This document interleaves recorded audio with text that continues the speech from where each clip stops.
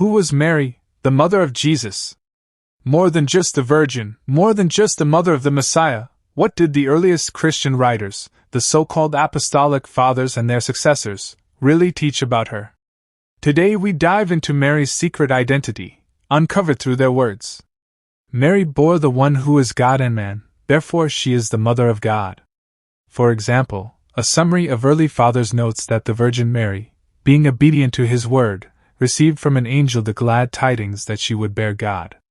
If Jesus is truly God and truly man, then Mary, who bore him in the flesh, is more than merely a woman who gave birth to a prophet. She gave birth to God incarnate. Thus the early fathers began to attach to Mary a unique status, not simply as one among many saints, but as having a privileged place in salvation history. These are not yet full-blown dogmatic definitions, but they signal how the Church viewed Mary. She is virgin before, during and often implicitly after the birth. She is faithful, and through her the new creation begins.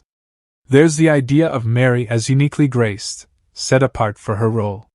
One article on early church belief says that the fathers taught Mary's immaculate nature, that she was free from sin to become a fitting mother of Christ. Again, the language is not yet the fully developed dogma of the Immaculate Conception, which comes much later in history. But you can see the seeds. Mary is the one chosen, preserved, sanctified, to bear the Savior.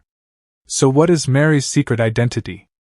It's this: the early church already saw her as far more than a passive figure. She was active, primed, and participating in God's work of salvation. She was the mother of the incarnate Word. She symbolized the faithful obedience of the new humanity. She was chosen and distinguished. Yet, the precise definitions, titles and dogmas, like Mary's immaculate state, or perpetual virginity after birth, would evolve later. What we see in the Apostolic and early post-apostolic fathers is the foundation of the Church's later devotion and theology of Mary. If you thought Mary was just a footnote to Jesus' story, the early Church disagrees. If you thought devotion to Mary is purely medieval innovation, these early texts show a far earlier Christian recognition of her importance. If you wonder how Christians can honor Mary without losing focus on Christ, well, the early fathers show how Mary's role is always about pointing to Christ, not replacing him.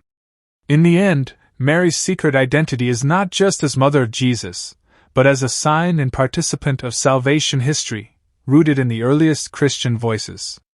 If you found this exploration insightful, please like, subscribe, and ring the bell. Share your thoughts below. How does this early Christian vision of Mary shift your view? Thanks for watching, and see you in the next video.